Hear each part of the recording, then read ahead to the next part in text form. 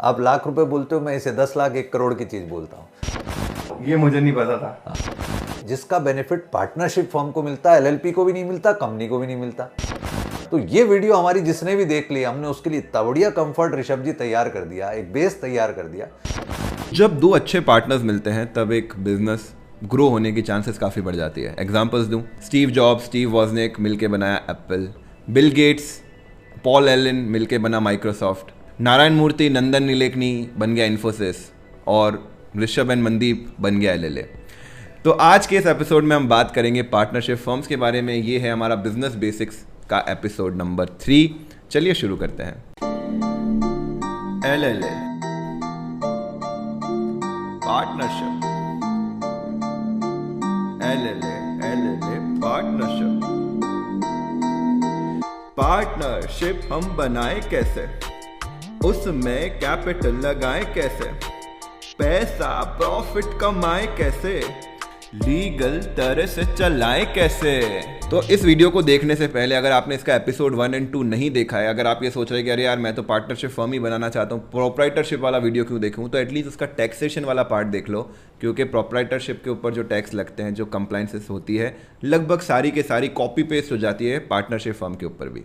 And ये video थोड़ा लंबा होने वाला है और उसमें बहुत सारे कॉम्प्लेक्स टॉपिक्स अपन कवर करने वाले हैं, तो मैं आपको सारे टाइम स्टैम्प्स नीचे डिस्क्रिप्शन में दे रहा हूँ ताकि आप बैक एंड फोर्थ करके उनको देख सकें। बहुत सारे इंपॉर्टेंट लिंक्स दे रहा हूँ आपको डिस्क्रिप्शन में डाउनलोड करने के लिए, कंप्लाइंसेस के लिए, कुछ एफिलिएट लिंक्स, वो सारे ही आपको डिस्क्रिप्शन में मिल जाएंगे। तो वीडियो देखने के बाद डिस्क्रिप्शन ज़रूर पढ़िएगा। एंड चूंकि मैं अकेला इनफ क्वालिफाइड नहीं हूँ पार्टनरशिप फर्म को डिकोड करने के लिए, मैं इस एपिसोड में as a guest speaker invite कर रहा हूँ सीए अनूप भाटिया को, जिनका खुद का भी एक यूट्यूब चैनल है जहाँ पर वो इनकम टैक्स के रिलेटेड बहुत सारे वीडियोज़ डालते रहते हैं, जिसका लिंक भी आपको डिस्क्रिप्शन में मिल जाएगा। तो पार्ट 1, किस तरह से आपको पार्टनरशिप फर्म फॉर्म करनी है। पार्टनरशिप फॉर्म करने के लिए एक अच्छे पार्टनर की रिक्वायरमेंट तो मस्ट है और उसका कोई सीक्रेट नहीं है। लेकिन अगर आपने एक अच्छा पार्टनर ढूंढ लिया, जैसे मैंने मनदीप को ढूंढा, उसके बाद आपको पार्टनरशिप फर्म में क्या क्या फॉर्मेलिटीज़ करनी है उसके फॉर्मेशन के लिए, वो सारी मैं आपको बता रहा हूँ लाइन से। काफ़ी लोगों को ये लगता है कि 2-3 इंडिविजुअल्स ही मिलकर एक पार्टनरशिप फर्म बना सकते हैं, लेकिन ऐसा नहीं है। पार्टनरशिप फर्म अलग तरह की एंटिटीज़ मिलकर भी बना सकती है। जिस व्यक्ति की लीगल एंटिटी है ना, वो पार्टनर बन सकता है। ठीक है, यानी कंपनी बन सकती है, ठीक है, किसी पार्टनरशिप फर्म में पार्टनर इंडिविजुअल बन सकता है। एचयूएफ के मामले में क्लैरिटी नहीं है, क्योंकि एचयूएफ की सेपरेट लीगल एंटिटी नहीं है। अब आप मेरे को बोले सर क्या फर्म दूसरी फर्म में पार्टनर बन सकती है क्या, तो मैं बोलूंगा एलएलपी तो बन सकती है। अच्छा, एलएलपी बन सकती है क्योंकि एलएलपी की सेपरेट लीगल एंटिटी है, लेकिन फर्म दूसरी फर्म में पार्टनर कैसे बनेगी। तो ऐसी परिस्थिति में एचयूएफ के लिए हम क्या बोलते हैं, वो रिप्रेजेंटेटिव के थ्रू पार्टनर बनती है। ठीक है, कि Rishabh Jain on behalf of Rishabh Jain, HUF is a partner in a partnership firm. लेकिन मेरा मानना है मिनिमम 2 लीगल पर्सन एक फर्म में होने चाहिए, उसके बाद आप एडिशनल पार्टनर ऐसे जोड़ सकते हैं जो एचयूएफ को भी बना लिया। अब आप बोले कि साहब मैं एक फर्म बना रहा हूं जिसमें ऋषभ जैन भी पार्टनर होंगे और ऋषभ जैन एंड एचयूएफ भी पार्टनर होगी, मैं उसको नहीं मानूंगा, क्योंकि 2 लीगल पर्सन नहीं है। कौन पार्टनर बन गया समझ लिया, अब कितने पार्टनर बना सकते हैं आप। तो नॉन बैंकिंग फर्म में आप मैक्सिमम 20 पार्टनर्स हो सकते हैं। ओके। और बैंकिंग यानी जो एनबीएफसी काइंड ऑफ बिजनेस करती है, डिपॉजिट टेकिंग वगैरह का, तो वहां पर मैक्सिमम 10 पार्टनर्स हो सकते हैं। एक बार पार्टनर्स डिसाइड हो गए तो एक बहुत इंपॉर्टेंट डिसीजन और आता है कि फर्म का नाम क्या रखना है। जैसे प्राइवेट लिमिटेड के केस में आपको नाम कोई लेने के लिए अप्रूवल वगैरह लगता है, क्या पार्टनरशिप फर्म में भी अप्रूवल लगता है या कोई भी नाम? नहीं, इसमें अप्रूवल नहीं है, any firm name you can choose, है ना। जो भी आपके मेरे इच्छा हो, से हमने ऋषभ एंटरप्राइजेस पिक कर लिया। अब हो सकता है ऑल इंडिया 10, 15, 100 ऋषभ एंटरप्राइजेस चल रही होंगी, पर कोई बात नहीं, ये भी हो जाएगी। ओके। और इसमें कई बार मैंने देखा नाम के आगे एंड कंपनी लिख देते हैं, वो भी चलता है, इट्स अलाउड? एंड कंपनी लिखने का मतलब केवल इतना है, जस्ट टू शो कि it is a partnership firm, but it is not mandatory for a firm कि वो अपने नाम के आगे एंड कंपनी लगाए। और ध्यान दीजिए दोस्तों, स्टाइल पॉइंट्स के लिए ऐसा नहीं कि अपने फर्म का नाम रख दिया Rishabh and Mandeep private limited, Rishabh and Mandeep LLP. Private limited और एलएलपी डेजिग्नेटेड शब्द हैं जो केवल और केवल respectively private limited and LLP he use कर सकते हैं। आप ज़रूर एंड कंपनी, एंड एसोसिएट जैसे सफिक्स लगा सकते हैं, लेकिन प्राइवेट लिमिटेड नहीं। नेक्स्ट आ जाता है कि पार्टनरशिप फर्म में आपके रूल्स एंड रेगुलेशन क्या रहेंगे। जो 2 पार्टनर बने हैं वो कितनी कितनी कैपिटल इंट्रोड्यूस करेंगे, किस तरह का बिजनेस करेंगे, फर्म से जो प्रॉफिट होगा, क्योंकि सारे बिजनेस अल्टीमेटली प्रॉफिट के लिए किए जाते हैं, वो प्रॉफिट किस रेशियो में डिवाइड किया जाएगा बिटवीन पार्टनर्स। कोई नया पार्टनर ऐड करना है पार्टनरशिप फर्म में ऑल्टर करना है, किसी पार्टनर को अब फर्म में पार्टनर नहीं रहना है, उसे बाहर निकलना है, ये सारे रूल्स एंड रेगुलेशन कौन डिफाइन करता है? क्या ये एक्ट में लिखा हुआ है? जी नहीं, ये दोनों पार्टनर मिलकर ही डिसाइड करते हैं। आपस में उन्होंने एक सहमति बनाई और उन्होंने डिसाइड कर लिया कि भाई हम इतनी इतनी कैपिटल डालेंगे, प्रॉफिट रेशियो हम ऐसे लेंगे, और ये चीज़ वो बातचीत से भी कर सकते हैं। मैंने मनदीप को बोला कि चलो यार अपन एक फर्म बनाते हैं, लेबर लॉ एडवाइज़र, इससे जो भी प्रॉफिट होगा वो हम 50-50 बात लेंगे। हमने बात करी और ये बात सफिशिएंट होती है। हम दोनों इस काम को अगर ओरली भी कर रहे हैं तो भी ये पार्टनरशिप है। लेकिन to avoid the dispute for the future, it is always better to write it in a deed, यानी लिख लेना उसको, और वो डीड कहलाती है सर साझेदारी विलेख या पार्टनरशिप डीड। तो आपको अगर पार्टनरशिप फर्म बनानी है तो पार्टनरशिप डीड बनानी ही है। पार्टनरशिप फर्म को मैं ब्रॉडली 2 कैटेगरी में बांटता हूँ, अनरजिस्टर्ड और रजिस्टर्ड। डिफरेंस क्या है? अगर आपकी पार्टनरशिप फर्म का कहीं कोई रजिस्ट्रेशन नहीं हो रखा है तो वो एक अनरजिस्टर्ड पार्टनरशिप कहलाती है। लेकिन अगर आपने अपनी पार्टनरशिप फर्म का registration registrar of partnership act के अंतर्गत करा दिया है, यानी कोई गवर्नमेंट का रजिस्टर है, अब वो ऑनलाइन है, उस रजिस्टर में आपकी फर्म का नाम और बाकी एंट्रीज के भाई इसमें कौन कौन पार्टनर है वो मेंशन्ड है, तो उसे रजिस्टर्ड पार्टनरशिप बोला जाता है। ऐसा नहीं कि जो अनरजिस्टर्ड है वो इलीगल है, बिल्कुल ही वो लीगल है और सारा काम उनका भी चलता है। इनफैक्ट इंडिया में ज़्यादातर जो पार्टनरशिप फर्म बनती है वो अनरजिस्टर्ड ही बनती है। इनकम टैक्स लॉ की नज़र में वो पार्टनरशिप फर्म मान्य है, चाहे उसको हमने कहीं पर रजिस्टर्ड नहीं भी कराया। यानी एक बहुत इंपॉर्टेंट पॉइंट यहाँ आ रहा है कि there is no distinguishment between a registered firm and unregistered firm from the perspective of income tax law. Income tax law दोनों को बराबर देख रहा है। तो पार्टनरशिप फर्म, एक नॉर्मल पार्टनरशिप फर्म जो पार्टनरशिप एक्ट 1932 से बनानी है, वो लॉ, वो एक्ट कहीं नहीं बोल रहा कि आप रजिस्टर्ड बनाएं या अनरजिस्टर्ड बनाएं। यानी call is that of assessee, call is that of the firm, call is that of the partners, कि वो डिसाइड करें कि वो क्या बनाना चाहते हैं, रजिस्टर्ड या अनरजिस्टर्ड। फर्म को रजिस्टर करने के लिए क्या क्या डॉक्यूमेंट्स चाहिए? बेसिकली पार्टनर्स के क्रेडेंशियल्स, यानी पार्टनर्स के आधार आईडी साथ लग जाएंगे। बस आप पार्टनर्स के आधार, इसमें कोई पैन वाली रिक्वायरमेंट भी नहीं है। और आजकल तो समय ऐसा आ गया Rishabh ji, PAN and Aadhaar are inter replaceable. तो यू जस्ट बिलीव कि the Aadhaar as well as the copy of that particular deed which is signed between the partners। जैसे मैं अगर राजस्थान की बात करता हूँ तो अपने राजस्थान में मिनिमम 2000 रुपीज़ के स्टैम्प पेपर पर एक पार्टनरशिप फर्म बनती है, चाहे रजिस्टर्ड हो चाहे अनरजिस्टर्ड हो, जिसको आपको नोटराइज कराना है। ये नोटराइज डॉक्यूमेंट की कॉपी साथ में अपलोड होगी ऑनलाइन, ठीक है, रजिस्ट्रार ऑफ फर्म के पास में, along with your particular credentials like Aadhaar card of the partners, and then you will get an approval. अब आप पूछेंगे कि हमारे पास तो एड्रेस प्रूफ है ही नहीं, क्योंकि अभी तक फर्म ही नहीं बनी है, तो उसका एड्रेस प्रूफ कहाँ से आएगा? तो उसके लिए भी एक जुगाड़ है। रेंट एग्रीमेंट प्रोस्पेक्टिव नेचर के लिखे जाते हैं कि ऋषभ और अनूप 2 जने मिलकर के एक पार्टनरशिप फर्म बना रहे हैं जिसका नाम ये होगा, या इन्होंने बना लिया है जिसका नाम ये है, और मैं इस पर्टिकुलर फर्म को ये पर्टिकुलर शॉप किराए पे दे दूंगा। रजिस्ट्रेशन करने के कुछ छोटे मोटे फ़ायदे हैं। नंबर 1, अगर आपने मान लीजिए आपका कोई वेंडर है, उस वेंडर ने आपके बिल का पेमेंट नहीं किया, आप उसके ऊपर आप केस करना चाहते हो। जैसे मान लीजिए फॉर एग्जांपल मैंने मिलकर के एक Rishabh and Anoop partnership firm बना ली, ठीक है।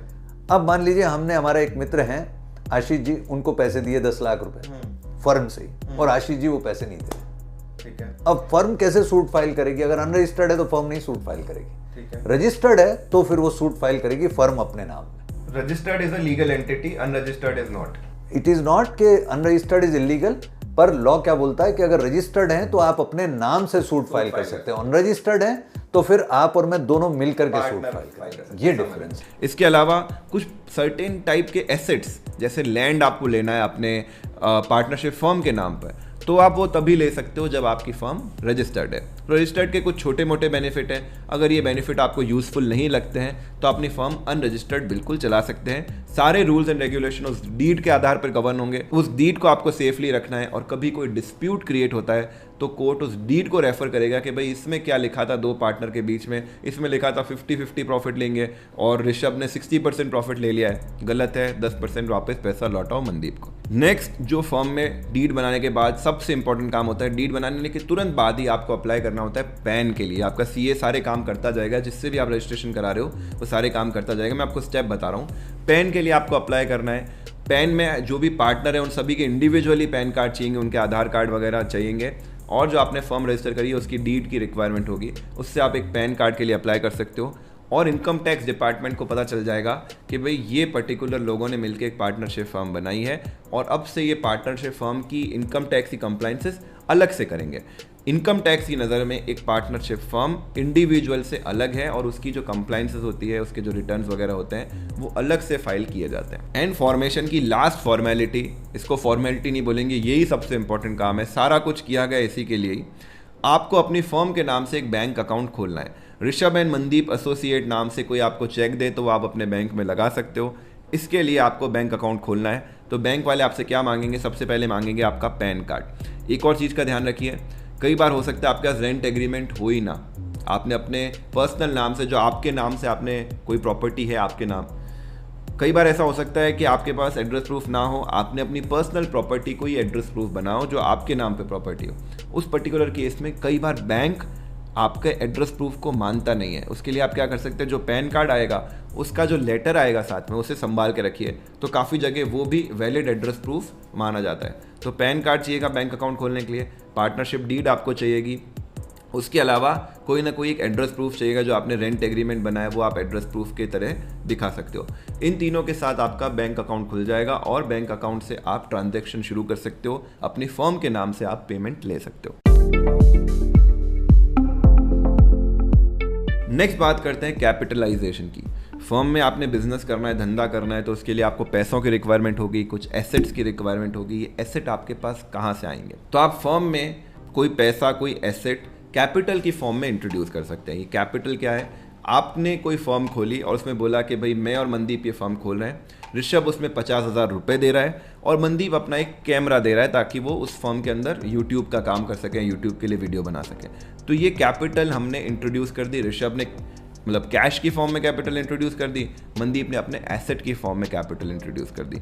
और ज़रूरी नहीं है ऋषभ ने 50,000 रुपये इंट्रोड्यूस किए, मनदीप का कैमरा तो 30,000 का है, लेकिन फिर भी दोनों अपना जो प्रॉफिट रेशियो है वो 50-50 रख सकते हैं, क्योंकि पार्टनरशिप फर्म एक दूसरे के रिलेशन के हिसाब से डिफाइन होती है। हो सकता है एक पार्टनर कोई कैपिटल ला ही नहीं रहा हो और सारी कैपिटल एक ही पार्टनर इंट्रोड्यूस कर रहा हो, फिर भी वो बराबर के हकदार हो सकते हैं, फिर भी एक 60 एक 40 हो सकता है। ये सारे जो प्रॉफिट शेयरिंग का रेशियो और जो कैपिटल इंट्रोडक्शन का जो रेशियो है, उन दोनों में कोई रिलेशन नहीं है, वो आप अपने हिसाब से डिफाइन कर सकते हो। इसके अलावा कई बार ऐसा भी होगा कि यार एक पार्टनर बोलेगा कि यार मैंने बहुत सारी कैपिटल अब डाल दी है बिजनेस में, अब मैं और कैपिटल नहीं डालना चाहता हूँ क्योंकि तुम भी नहीं डाल रहे हो अब कैपिटल। अपन एक काम करते हैं, मैं लोन दे सकता हूँ अपनी फर्म को, तो आप अपनी फर्म को बिल्कुल लोन दे सकते हैं। देखिए, एक बड़ा इंपॉर्टेंट पॉइंट है जो हमारे को ध्यान रखना चाहिए, वो क्या है, अगर मैं प्रोप्राइटरशिप बनाता हूँ, यानी मेरे अकेले बंदे की फर्म बना रहा हूँ, तो मैं उसमें कभी लोन नहीं दे सकता। How can one person give loan to himself? ठीक है। लेकिन जब आप और मैं 2 जने मिलकर के एक फर्म बना रहे हैं और हमें अब 10 लाख रुपए चाहिए, हम मनदीप जी के पास गए, उन्होंने देने से मना कर दिया, तो कोई बात नहीं, आपने मैंने दोनों ने 5-5 लाख रुपए लोन दे दिए। ठीक है। हम कैपिटल भी दे सकते हैं, लोन भी दे सकते हैं। और एक ब्यूटी है पार्टनरशिप फर्म में, there is no entity except partnership firm who can give interest on capital. Company interest on capital नहीं दे सकती। लाख रुपए की बात मेरी आदत ही है सर कि we need to contribute to the public at large, कि कुछ अच्छा उनको दें अपने डिस्कशन के थ्रू। कि अगर आप प्रोपराइटर बनाओगे, आप इंटरेस्ट ऑन कैपिटल नहीं दोगे प्रोपराइटर को। अगर आप कंपनी बनाओगे, by default interest on capital नहीं अलाउड। ये मुझे नहीं पता था। लेकिन पार्टनरशिप फर्म दे सकती है interest on capital, and for same you can claim deduction in your ITR। चाहे आप लोन दे दें, चाहे आप कैपिटल पर ब्याज दे दें, maximum interest that can be paid by a firm to the partner is 12% पर एनम। एक और कंसेप्ट यहाँ पे समझिए, साइलेंट पार्टनर का। आपके पास कई बार ऐसी अपॉर्चुनिटीज आएगी जब कोई 2-3 लोग मिलकर एक पार्टनरशिप फर्म बना रहे हैं, आपको भी उसमें बोलेंगे कि यार आप पैसा लगा दो, लेकिन आप बोलोगे मैं ठीक है पैसा मैं लगा सकता हूँ, लेकिन मेरे खुद का कोई दूसरा बिजनेस है या जॉब है, मेरे पास टाइम बिल्कुल नहीं है, मैं टाइम नहीं दे पाऊंगा। तो आपको पार्टनरशिप फर्म में साइलेंट पार्टनर की तरह ऐड किया जा सकता है और डीड में लिख दिया जाएगा कि भाई ये हमारे पार्टनर हैं, ये साइलेंट पार्टनर है, कैपिटल दे रहे हैं, लेकिन इनको डे टू डे ऑपरेशंस में कोई काम करने की ज़रूरत नहीं है। और जब भी फर्म का प्रॉफिट आएगा तो आप अपना प्रॉफिट शेयर ले सकते हो, लेकिन डे टू डे ऑपरेशन में फर्म के काम काज में आपको हिस्सा बटाने की ज़रूरत नहीं होगी। तो अगर आपने कोई फर्म बनाई है तो प्रॉफिट उससे पैसा कमाने के लिए ही बनाई है। तो मान लीजिए किसी फर्म को 5 लाख का प्रॉफिट हुआ सारे खर्चे वर्चे हटाने के बाद, तो वो 5 लाख पैसा वापस पार्टनर्स तक कैसे आएगा ताकि पार्टनर फिर उससे अपने खुद के खर्चे कर सकें। तो इसके लिए ऐसा नहीं कि वो 2.5 लाख दोनों पार्टनर ने ले लिए चलो बढ़िया, ऐसा नहीं होता है। पार्टनरशिप फर्म में पैसा निकालने के रूल्स एंड रेगुलेशन है, तरीके हैं। पहले तरीके जिससे पैसा निकाला जा सकता है वो है कैपिटल पर इंटरेस्ट। जो भी पार्टनर्स ने कैपिटल इंट्रोड्यूस की है उस पर अप टिल 12% इंटरेस्ट चार्ज किया जा सकता है। जो भी वो इंटरेस्ट है वो फर्म के जो प्रॉफिट्स है उसमें से जो डिडक्ट हो जाएगा और पार्टनर की इनकम में ऐड हो जाएगा। पार्टनर की इनकम के साथ वो टैक्सेबल बन जाएगा। दूसरा तरीका होता है सैलरी, रेम्यूनरेशन, कमीशन, किसी भी नाम से आप लें। इस केस में एक बहुत इंपॉर्टेंट रूल लागू होता है कि कितना पैसा आप एज अ सैलरी, कमीशन या रेम्यूनरेशन ले सकते हो। सैलरी, बोनस, कमीशन, रेम्यूनरेशन का एक फॉर्मूला है जो इनकम टैक्स की सेक्शन 40 क्लॉज बी में डिसाइड किया गया है। उसमें ये कहा गया है कि आपकी फर्म के कुछ हम बुक प्रॉफिट निकालेंगे, यानी से आप फॉर एग्जांपल नेट प्रॉफिट मान लीजिए, ठीक है, उसमें से इंटरेस्ट पहले माइनस हो ही चुका है जो पार्टनर्स को दे चुका है। जो बाकी प्रॉफिट है उसके पहले 3 लाख रुपीस तक के बुक प्रॉफिट पर 90% अमाउंट दे सकते हैं। यानी मान लीजिए हमने 3 लाख रुपए फर्म में प्रॉफिट कमाया after paying interest to you and me, उस 3 लाख का 90% कितना हुआ ऋषभ जी? 2,70,000। ये 2,70,000 हम लोग एज अ रेम्यूनरेशन फर्म से ले जाएंगे। यानी फर्म के लिए अगर ये खर्चा हो गया तो फिर 30,000 ही प्रॉफिट बस। अब मान लीजिए वो 2,70 हमने लिया, तो एक जने के कितना आया? 1,35,1,35। ठीक है। अगर हमारी कोई और इनकम नहीं है तो उस पर टैक्स लायबिलिटी नील। ठीक है, फेयर इनफ। अब उस 3 लाख से ऊपर वाले अमाउंट की बात करते हैं, जो 3 लाख से ज्यादा आया। 3 लाख से ज्यादा वाले अमाउंट पर ऋषभ जी 60% की रेम्यूनरेशन दी जा सकती है।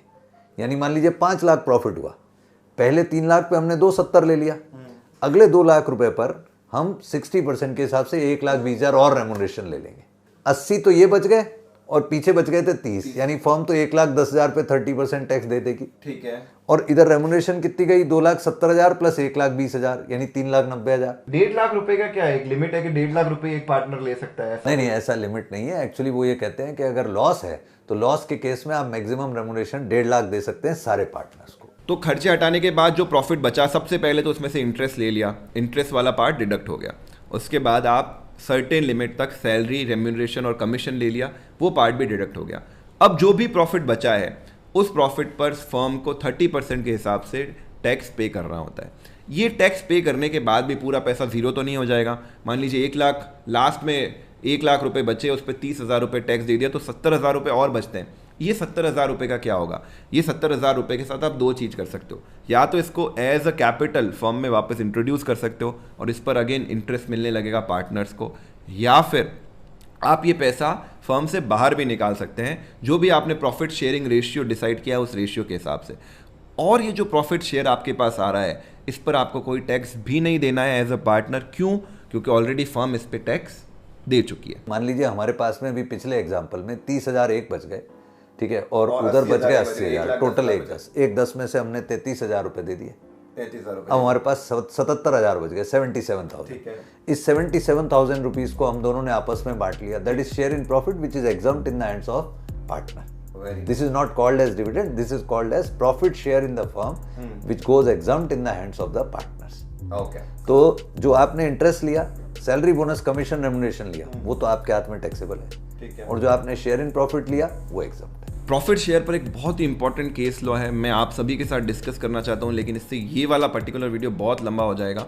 और पार्टनरशिप फर्म के छोटे छोटे कुछ Q&A भी आपके साथ मैं डिस्कस करना चाहता हूं, वो सारे हम करेंगे अगले संडे को इंस्टाग्राम पर मॉर्निंग में अराउंड 10 बजे के आसपास। तो अगर आप इंस्टाग्राम पे लेबर लॉ एडवाइजर को फॉलो नहीं कर रहे हो तो कर लीजिए। उस लाइव स्ट्रीम में मैं आपके डायरेक्ट क्वेश्चन लूँगा, कुछ लोग हमारे साथ वीडियो के फॉर्म में जुड़ेंगे भी लाइव स्ट्रीम में, और वहाँ पर मैं एक केस भी बताऊँगा आपको, और पार्टनरशिप फर्म से जुड़े हुए कोई भी डाउट है तो वो भी क्लियर करेंगे। तो इंस्टाग्राम पे जरूर फॉलो करिए लेबर लॉ एडवाइजर। अब बात करते हैं कि अगर फर्म बनी है तो उसमें ज़रूरी नहीं कि जो पार्टनर पहली बार में जुड़े हो वही पार्टनर रहे, वही उनका प्रॉफिट शेयरिंग रेशियो रहे। कोई नया पार्टनर ऐड भी हो सकता है, पुराना पार्टनर एग्जिट भी हो सकता है। ये सब कैसे करना है? देखिए, पार्टनरशिप फर्म ऐसी एंटिटी है Rishabh ji, it is totally upon the understanding of the partners. ठीक है, मान लीजिए मैं फर्म में आया था 10 लाख रुपए लेकर के, ठीक है, आज वो 10 लाख बढ़ते बढ़ते 15 हो गए, ठीक है, आज आप और मैं हैं, अब मैं बाहर जा रहा हूँ, मनदीप जी अंदर आ रहे हैं, ठीक है, तो मैंने बोला जी मेरे 15 लाख हो गए, मुझे 15 लाख दे दो, मैं निकल जाता हूँ। अब आपने हो सकता है मनदीप जी को बोला यार देख लो ये 15 लाख रुपए हैं, आप इनके 15 लाख दो, आप पार्टनर बन जाओ, अनुपाटिया को बाहर कर देते हैं। This is how this particular thing is totally dependent upon the. So there is no like private limited की तरह नहीं है कि इतनी शेयर की वैल्यू है। यहाँ शेयर की वैल्यू नहीं है, पर नेचुरली आप एक बात मानिए कि प्रूडेंस इसी को कहते हैं कि जिस दिन कोई पार्टनर फर्म में आएगा या पार्टनर बाहर जाएगा उस दिन फर्म का एक वैल्यूएशन किया जाएगा। एक करना चाहिए करना चाहिए कि आज हमने मिलकर के 10-10 लाख लगाए, 20 लाख की एक जमीन खरीदी, उसकी वैल्यू 1 करोड़ हो गई, तो ऐसा तो नहीं है कि मेरे को 10 लाख पे बाहर कर दिया जाएगा। Now my share in the firm is as on date 50 lakh, तो naturally either the new partner will pay that full amount of 50 lakh और you and he will share together to pay me that 50 lakh, so it's certainly at the market price. तो हमने 3 important चीजें समझ ली है, क्या firm बनानी कैसे, फर्म में पैसा डालना कैसे और फर्म से पैसा निकालना कैसे। अब बात करते हैं फर्म को चलाना कैसे लीगल तरीके से, कौन कौन सी कंप्लायंसेस होती है। तो कंप्लायंसेस में सबसे पहली कंप्लायंस आती है फर्म बनाते ही शॉप एंड एस्टेब्लिशमेंट एक्ट की।